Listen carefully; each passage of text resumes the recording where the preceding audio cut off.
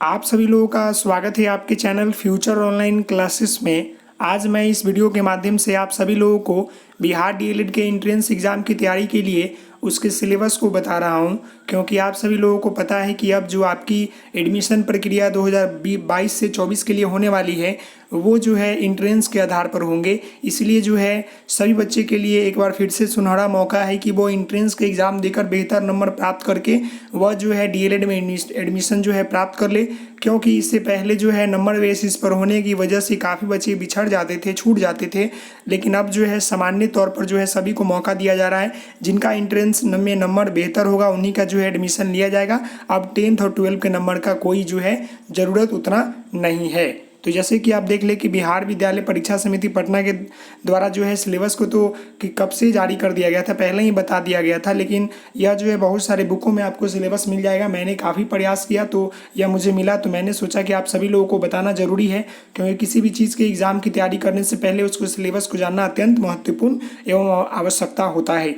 तो जैसे कि यहाँ देख ले, प्रशिक्षण संस्थाओं में नामांकन हेतु अभ्यर्थियों की शैक्षिक योग्यता क्या होनी चाहिए, कौन से बच्चे फॉर्म डाल सकते हैं। तो देखिए, जो बच्चे जो है 12 पास आउट हो, अब जो सवाल आता है कि इस बार जो 12 पास आउट किए हैं क्या वो फॉर्म डाल सकते हैं कि नहीं डाल सकते, तो वो भी डाल सकते हैं। जो इस बार जो पास आउट किए हैं वो भी डाल सकते हैं, क्योंकि एंट्रेंस है तो इसमें कोई दिक्कत नहीं है। देखिए, उच्च माध्यमिक मतलब 10+2 जो है कम से कम वो परीक्षा मतलब पास आउट हो और कम से कम जो है उसको 50% अंक हो, वही बच्चे जो है प्रवेश के लिए पात्र हैं। फिर जो है नामांकन हेतु सभी आवंटित जो मतलब कोटि आरक्षण सीट है उस पर जो है 5% की जो है अंकों में छूट दी जाएगी।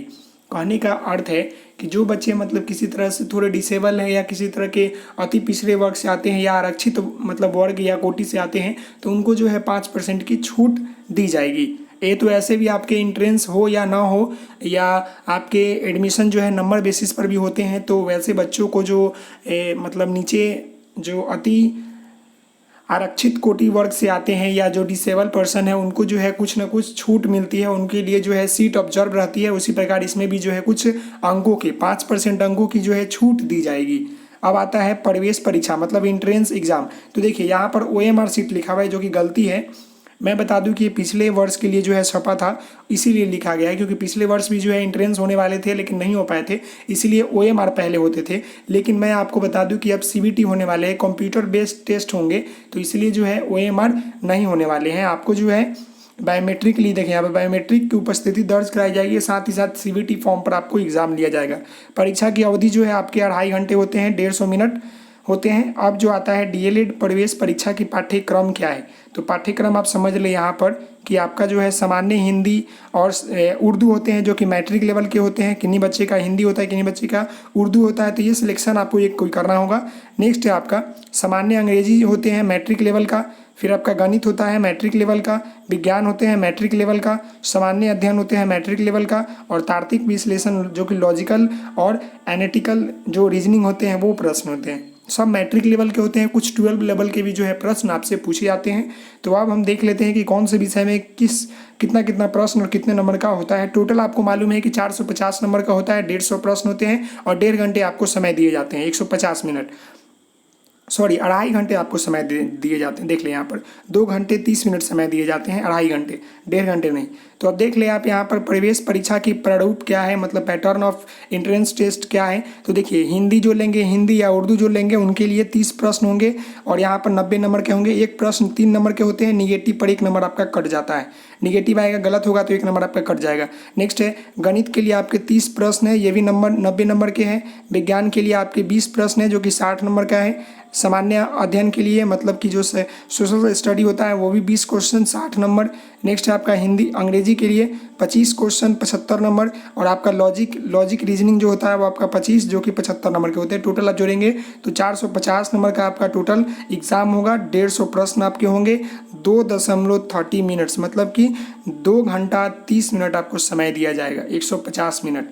आगे बढ़ते हैं तो अब जान लेते हैं कि कहाँ से क्या क्या प्रश्न पूछेंगे। तो जैसे कि अब सामान्य हिंदी देख लेंगे कि इसमें क्या क्या पढ़ना है। तो सामान्य हिंदी में जो है ग्रामर पोर्शन आपको अत्यंत पढ़ना पड़ेगा, क्योंकि ज़्यादातर प्रश्न आपके जो है ग्रामर से ही पूछे जाएंगे। जो आपके बहुत सारे जो बिहार के जो है जितने भी लेखक हुए, जितने भी कवित्रीय हुए, कवि हुए, उनके भी जो है डेट ऑफ बर्थ, उनके कविता कहानी के नाम, पुस्तक के नाम याद कर लेंगे। वो जो है कुछ वहाँ से प्रश्न पूछे जाएंगे, बाकी आपके ग्रामर पोर्शन से ही प्रश्न ज़्यादातर रहेंगे। तो जैसे कि देख ले, वर्ण एवं ध्वनि से पूछे जाएंगे, शब्द विचार, संज्ञा सर्वनाम, विशेषण एवं क्रिया, अव्यय एवं वाच्य, लिंग एवं वचन, उपसर्ग एवं प्रत्यय, कारक एवं उसकी विभक्ति, संधि, समास के उसके भेद, प्रमुख मुहावरे, उसके बाद जो है कहावतें, लोककृतियाँ, कहावतें एवं लोककृतियाँ बहुत सारे हैं। देख ले यहाँ पर कहावतें एवं लोककृतियाँ, अनेक शब्दों के लिए अनेक एक शब्द, पर्यायवाची शब्द, विलोम या विपरार्थक शब्द, श्रुति सम समानार्थक शब्द, अपठित वतरन और वर्तनी अशुद्धियाँ से प्रश्न पूछेंगे, वाक्य अशुद्धियाँ से प्रश्न पूछेंगे, रिक्त स्थानों की पूर्ति करें, वाक्य पर आधारित प्रश्न पूछेंगे, छंद एवं अलंकार से आपके प्रश्न पूछेंगे, जो कि आपका हिंदी का यह सिलेबस है। अब मैं आपको इसमें इंपॉर्टेंट बता दूं, जिससे प्रश्न ही आएंगे। तो देखिए, सबसे पहले जो है आपका यहाँ देख ले, अलंकार से आपके एक प्रश्न पूछे जा सकते हैं। फिर आपका जो है वर्तनी अशुद्धियाँ और वाक्य अशुद्धियाँ से जो है प्रश्न पूछेंगे। फिर आपका जो है अपठित गद्यांश से और पद से जो है प्रश्न पूछेंगे। फिर यहाँ देख ले, ये जो यहाँ से है समास, ये जो है मैं आपको टिक लगा रहा हूँ, समास, प्रमुख मुहावरे, समास, प्रमुख मुहावरे, कहावतें, अनेक शब्दों के लिए एक शब्द, पर्यायवाची शब्द, विलोम शब्द और श्रुति समानार्थक शब्द। तो इससे जो है एक प्रश्न आपको मिलेंगे ही मिलेंगे। ऊपर आते हैं तो आपको यहाँ पर जो है लिंग और वचन से प्रश्न मिलेंगे, उपसर्ग से और प्रत्यय से प्रश्न मिलेंगे, संधि से मिलेंगे, कारक से मिलेंगे और आपको जो है समास से मिलेंगे। ये सभी जो पॉइंट मैंने आपको बताया, इससे आपको प्रश्न एग्जाम में देखने को मिलेंगे ही मिलेंगे। अब जो है गणित, तो गणित आपको 10th लेवल का पढ़ना है, जिसमें आपका संख्या पद्धति, लघुत्तम, समापवर्तन, एलसीएम, एचसीएफ, वर्गमूल और घनमूल, फ्रैक्शन में आपका सरलीकरण मतलब सिंप्लीफिकेशन से प्रश्न पूछेगा ही पूछेगा। एकीकृत नियम मतलब यूनिटरी मेथड से प्रश्न पूछेगा। प्रतिशत, लाभ हानि, औसत, अनुपात एवं समानुपात।